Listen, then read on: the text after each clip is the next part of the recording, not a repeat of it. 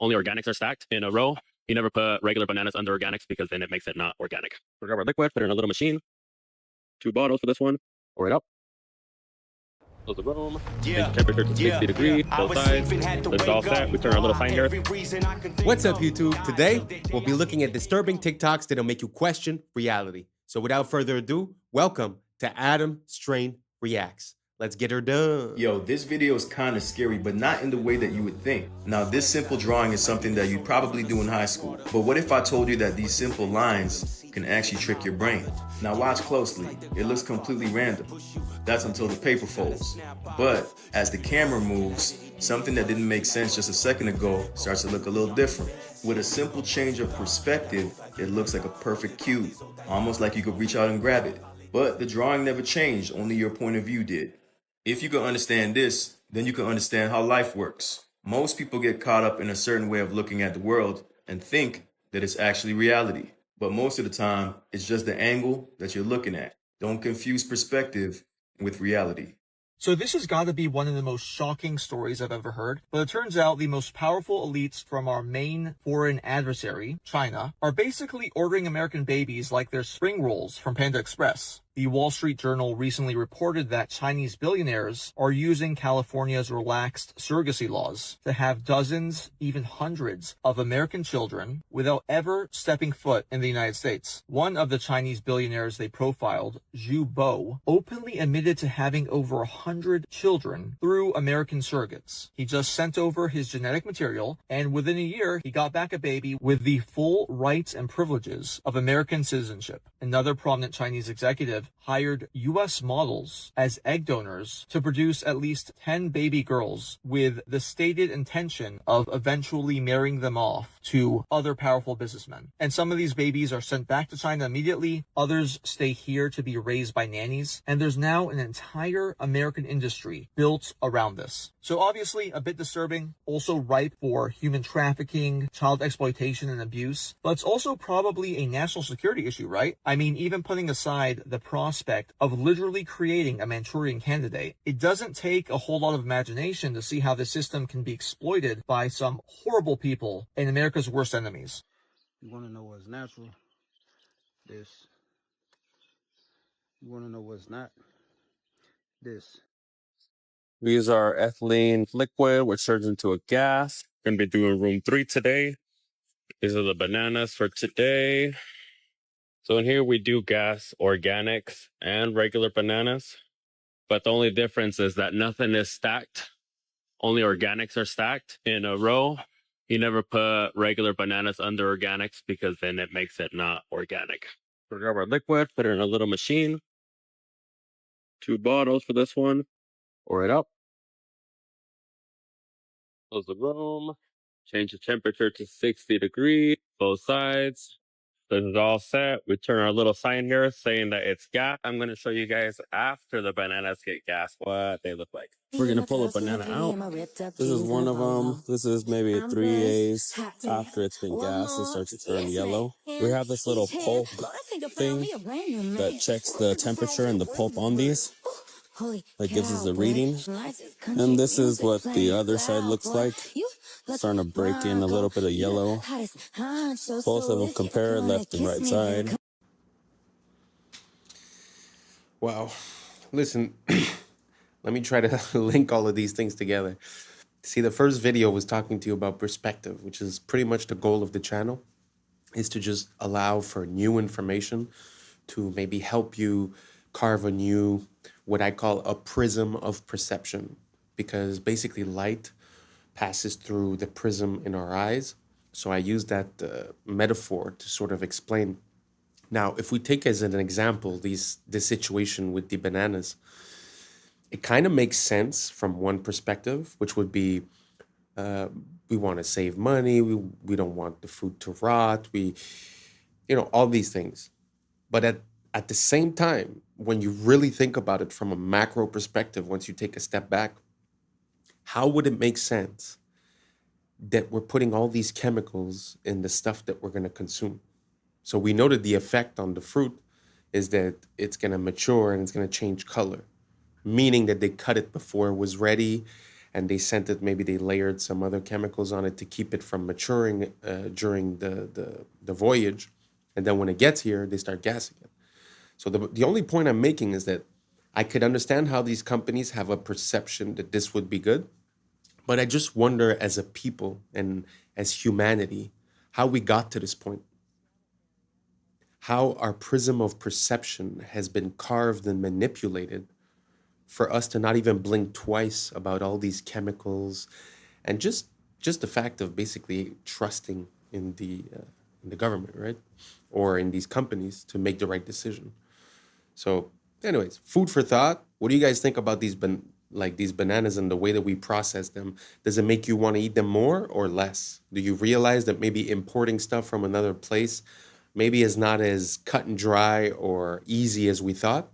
Because if importing something from somewhere else means that we must treat and chemically process these things, wouldn't that mean that maybe we shouldn't be doing that? I don't know. Just an idea I'm having.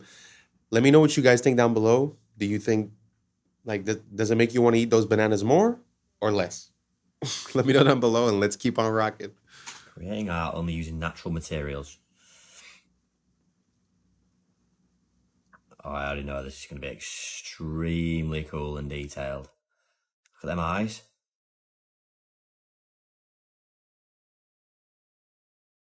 Owl? Thought it was a lion at first. That's really, really impressive, isn't it?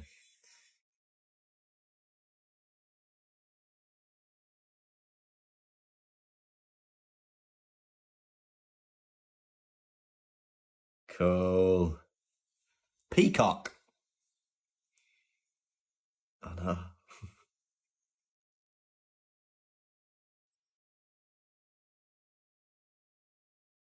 How did they do that though, where it's with just vision and looking at, all right, that will make that good.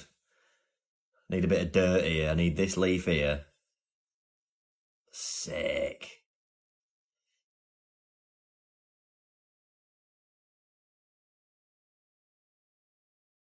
What are they for its claws?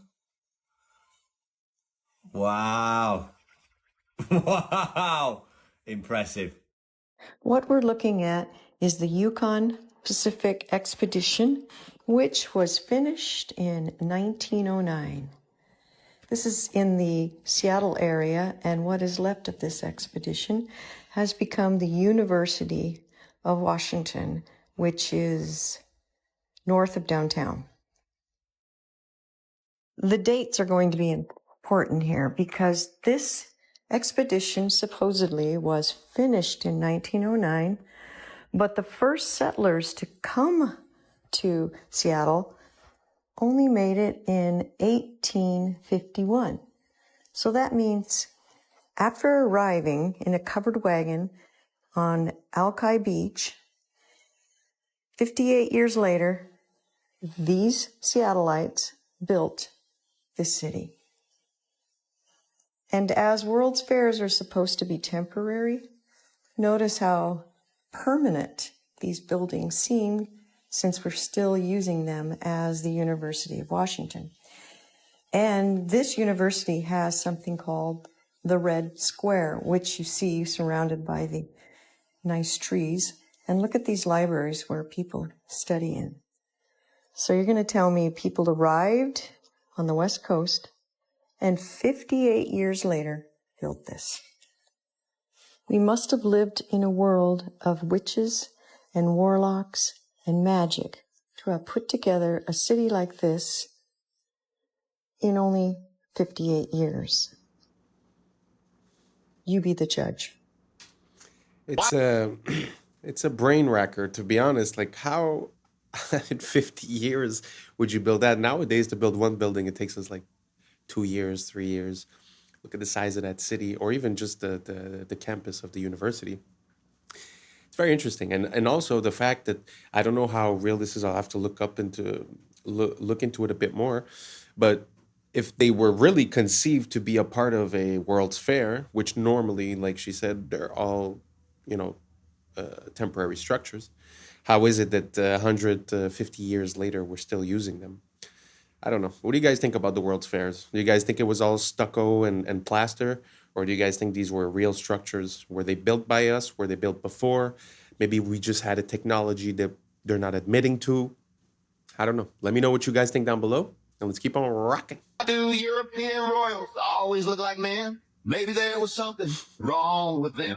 The testosterone could have been too high, or maybe we all know the real reason why. Oh, ma'am, that's a gent. Ma'am, oh, that's a gent. It's not all but like 90%. Take a look through history, it really ain't no mystery. 'Cause ma'am, that's a gent. Let's take a look at Sweden first, they'll have you on your knees. There's Charlotte, Ingrid, Sylvia, and don't forget Louise. And then there's good old England, quite a selection there. And now we have Camilla, sitting in that chair. Oh, ma'am, that's a gent. Ma'am, oh, that's a gent. It's not all but like 90%. Take a look through history, it really ain't no mystery. 'Cause ma'am, that's a gent.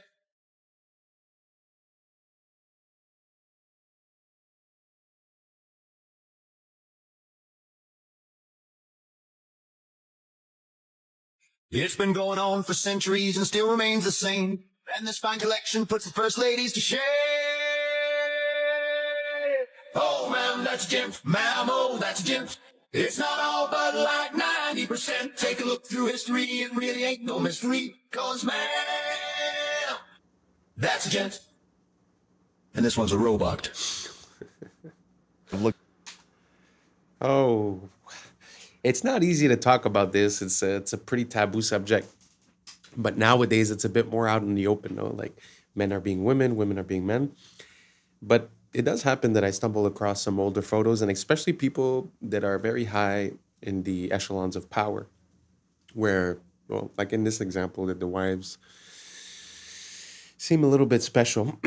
Do you guys think this is a possibility? Do you guys think that there's something behind it, that they were basically paving the way, or that there's a different perspective that we're not seeing? Maybe I'm missing something, but do you guys think it's a possibility that maybe, I mean, nowadays it might be actresses, it might be models. I don't know. Do you guys think it's a possibility that they've been doing this for a very long time, and that now we've gotten to the point where it's like openly admitted, but that basically it was like that across history? I don't know. It's something I'm looking into. Let me know what you guys think down below, and let's keep on rocking. Up every that has been identified by science to be a virus.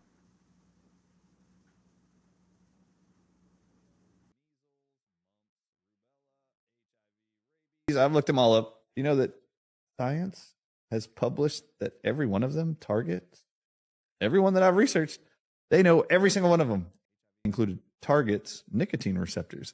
Therefore, guess what the answer is? Nicotine.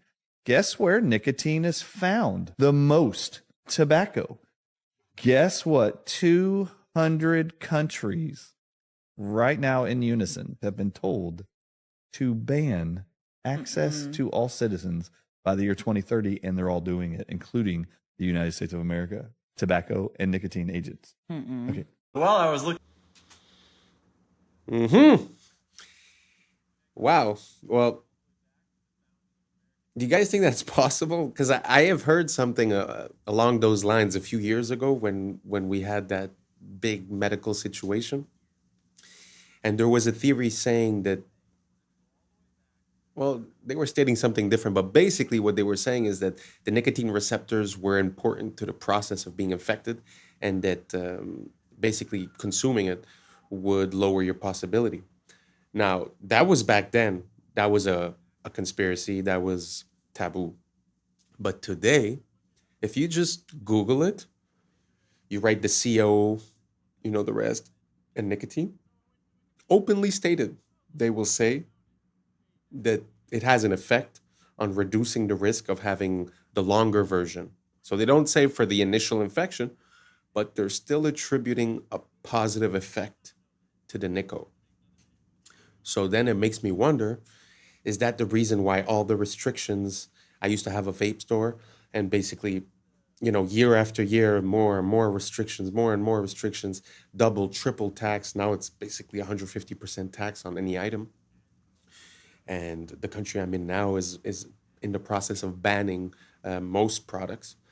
So do you guys think this is a possibility? That basically, maybe we escaped the intended effect by consuming the nickel, and that because they're trying to get it out by 2030, that afterwards we would no longer have that protection in a way.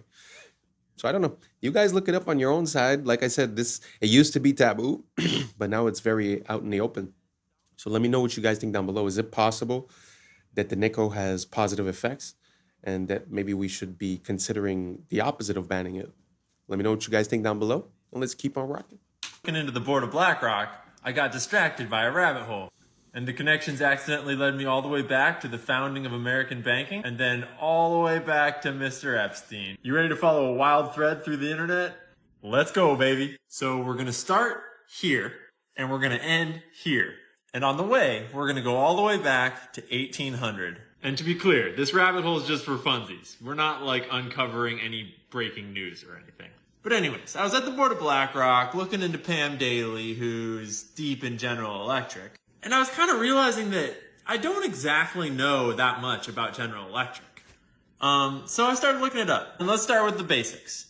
It's a major American corporation and one of the largest and most diversified in the world. So I went to the Wikipedia article. And I was looking at when it was founded, way back in 1892, 131 years ago. And then I noticed that it was founded by Thomas Edison and JP Morgan? How did I not know this? And we'll have to make another video in the future about how General Electric is splitting itself up into 3 different companies for who knows what reasons. But anyways, back in the late 1800s, Thomas Edison had business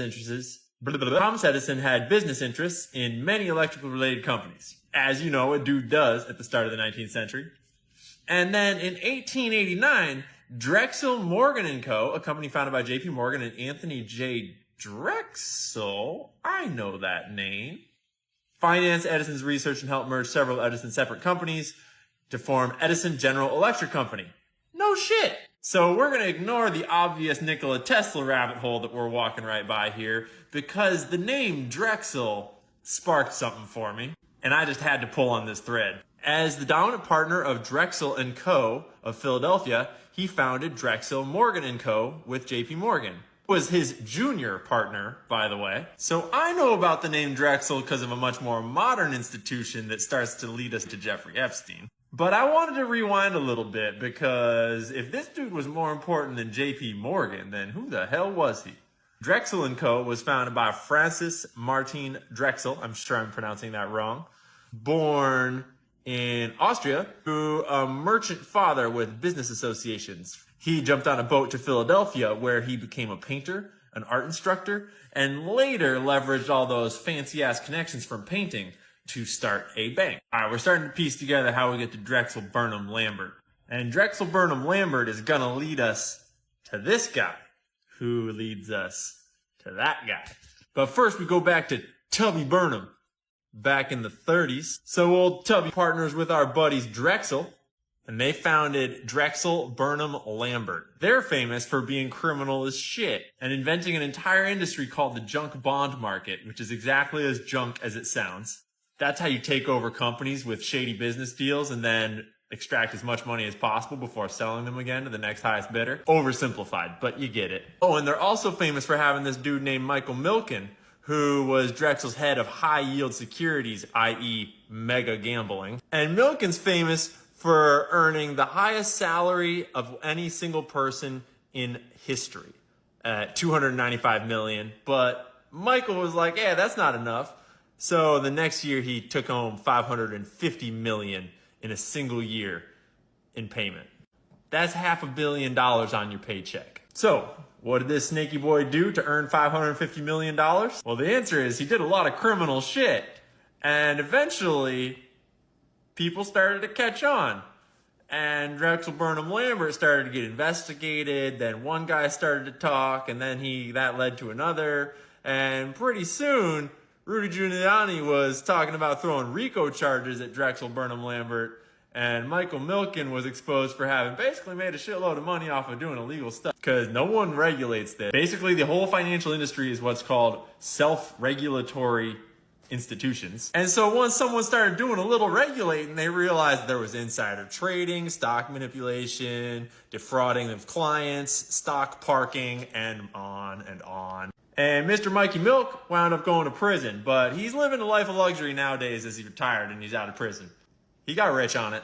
But I shit you not, the Wikipedia page for Drexel Lambert, this firm that went down in flames, they have a whole section for survivors, meaning the rats that jumped ship.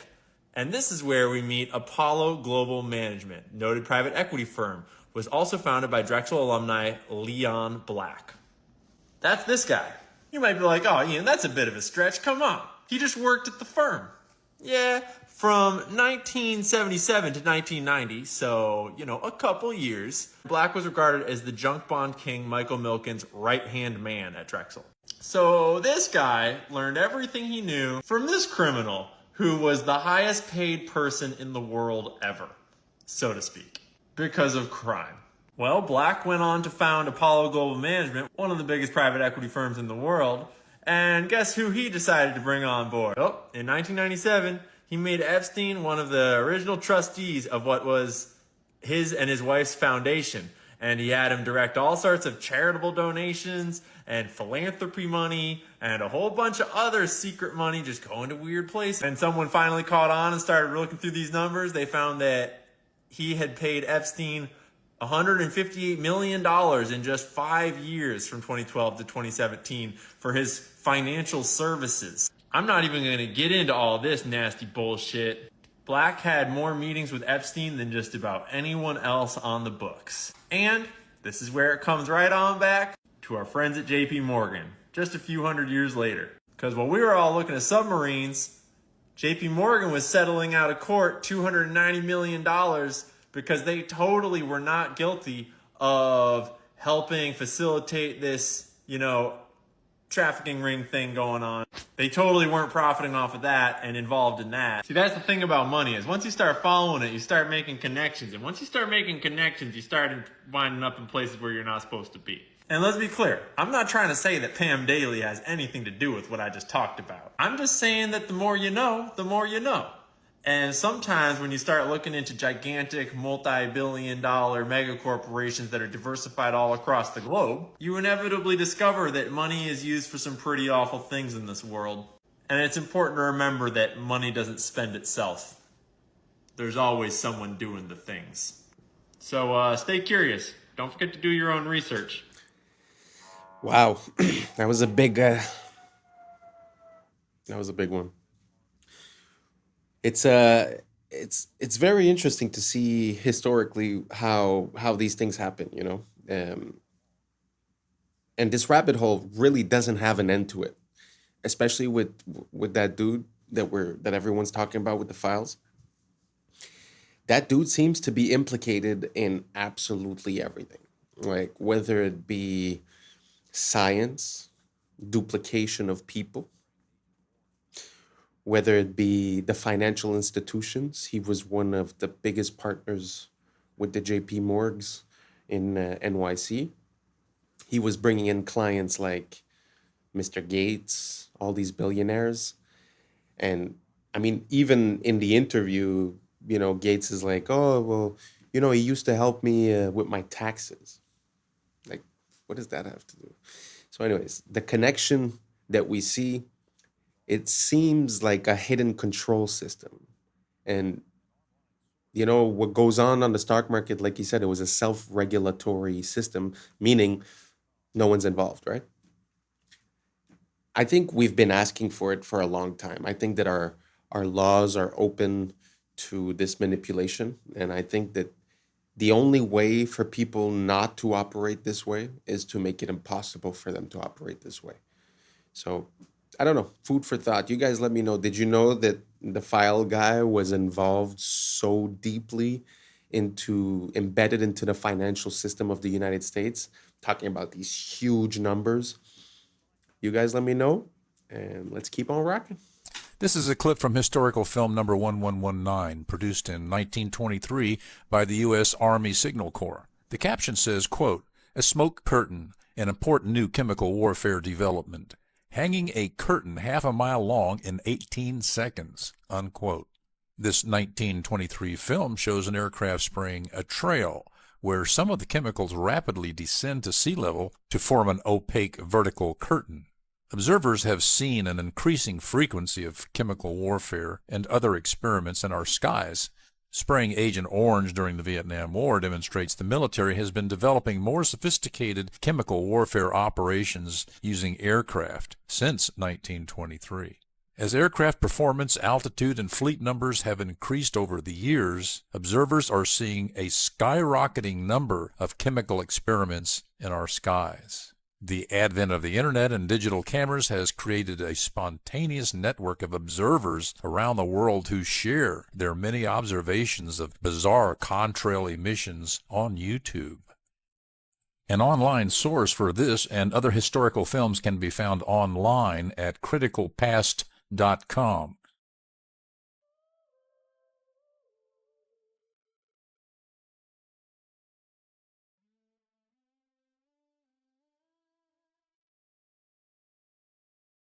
This is an issue on the same level as asbestos. On the same level as asbestos? What? This is a public and it's big. The LED has got a big blue spike in it, although we tend not to see that. And that is even true of warm LEDs, and there is no red. The light found in LEDs, we can watch the mitochondria gently go downhill. They're far less responsive. The mitochondria breathing very well. You can watch that in real time under LED lighting at the same energy levels in a domestic or commercial environment. This blew my mind. Dr. Glenn Jeffrey on Huberman's podcast, in his experiments and many other experiments exposing the powerhouse of the cell to this short wavelength light consistently leads to a decline in mitochondria. Not only do they flicker, which can be overly stimulating for our fight or flight nervous system, they are too rich in blue light without the counterbalanced long wavelengths of red and infrared. In contrast, we also know very clearly that more sunlight exposure is consistently associated with longevity. We are just beginning to realize how harmful these lights are for humans. Avoid them as much as you can. Make changes in your home. Replace the lights in your house with incandescents, and your health will improve. I need to say that I've always had a bad feeling about those LEDs. And every time that they present something to us saying that it's not for the better lighting, it's for saving the planet, it's for reducing this, I don't buy it. I don't buy it at all. Because if they wanted to reduce all those things, those huge multi-billion-dollar international companies would be the ones implementing the change first. So it makes me feel that there was something behind it. And now, recently, I've changed my lighting from a blue LED type of lighting to an incandescent type of lighting. And the difference is palpable. I mean, the difference is huge. I feel like I'm in the 90s. I feel like I went back in time and I don't know, life is better. So I can't tell you scientifically what it's doing, but I can say this: give it a try and let me know how you like it. If you see a difference between that bluish lighting and the incandescent lighting, does it make you feel different? Let me know down below. Thank you for rocking with us. I appreciate you. And that's a wrap for today, familia. Whether you're tuning in with the sunrise or you're posted up after midnight, I appreciate your time, your energy, your curiosity. And don't forget, this isn't about truth or fiction. This is about perspective. If this sparked a thought, a laugh, a deeper question, then we did our job. So drop your thoughts in the comments, keep the convo alive, like, subscribe, and don't forget to hit that bell if you're riding a wave, because we're just getting started. So until next time, stay grounded, stay weird, stay critical. I'm Adam Strain, and this has been Adam Strain Reacts. Peace. Now it's time for us to link up. Really think we on the brink up, making a change from living this strange.